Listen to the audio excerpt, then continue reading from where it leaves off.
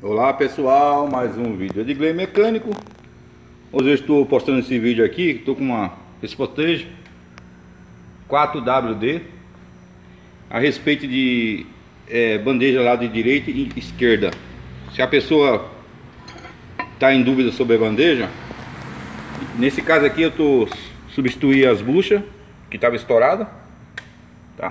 Esse carro aí, você freava, ele balançava bastante à frente. Substituir as buchas. E uma dica pra vocês: existe uma letra R. Se você encontrar a letra R, ela é do lado direito. Se encontrar a letra L, como tá aqui, ó, letra L é o lado esquerdo, tá? Essa aqui é uma bandeja original, precisei só trocar as buchas.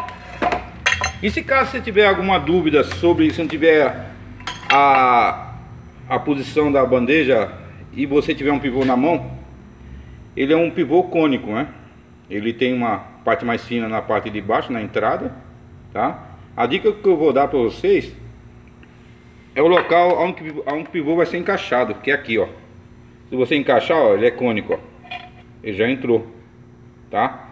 Agora, se você querer, vamos dizer, se você erra a bandeja e ela não tá em dúvida, ela cabe para os dois lados, tá? Aí você vai ver que o pivô não entra, ó. Aí isso é uma dica, tá? Ó, o pivô não entra.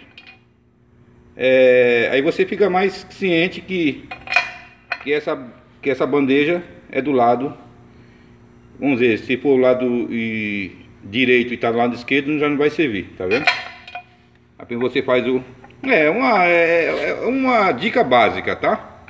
Que às vezes o cara ele se enrola, vai querer modificar os parafusos aqui, mudar de posição, entendeu? Mas aqui, ó, a dica é essa. Pela letra que tem, né, de identificação: direita R, esquerda L, você já pega as manhas da bandeja, tá? É o carro importado, todos eles identificados com uma letra equivalente ao lado esquerdo ou direito, tá bom?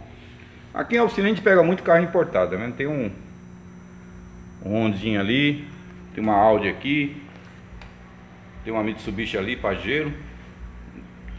É um carro que a gente tem que ter muito cuidado, que não pode haver erro, tá?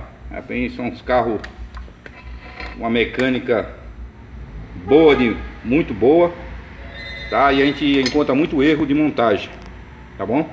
Aí fica uma dica de Edgley Mecânico. Boa quarta-feira para todos, um abraço.